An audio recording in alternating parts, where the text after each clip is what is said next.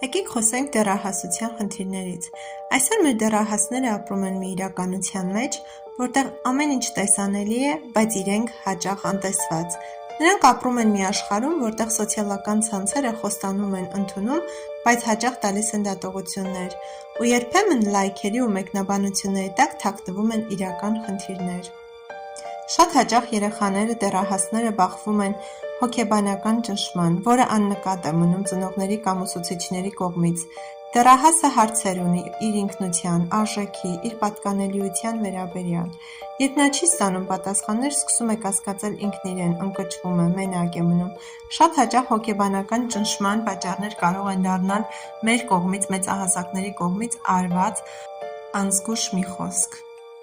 Այս դժվար ժամանակներում դպրոցը կարող է լինել թե աջակցության, թե ճնշման վայր։ Բուլինգ, մրցակցություն, անհասկանալի պահանջներ ու անհավասար վերաբերմունք։ Այս ամենը կարող է խաթարել վստահությունը, ընկճել մոտիվացիան։ Դրան գումարված ավելանում է մեծ միջավայրը և նրա հասցրած վնասները։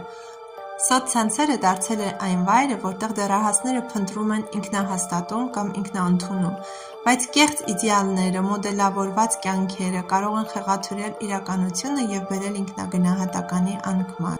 Ու երբ դրան գումարվում է ընտանիքի նախատող խոսքերը կամ ընտանիքում լռությունը, երբ ընտանիքը չի լսում, այլ միայն ուղղում է դեռահասը, փակում է իր աշխարհը, շփման բացակայությունը ծնողների հետ կարող է խորացնել անջրպետը և տանել դեպի միայնություն։ Իսկ ինչ կարող ենք անել մենք և ինչպես կարող ենք օգնել, նայիր հաջորդ վիդեոն։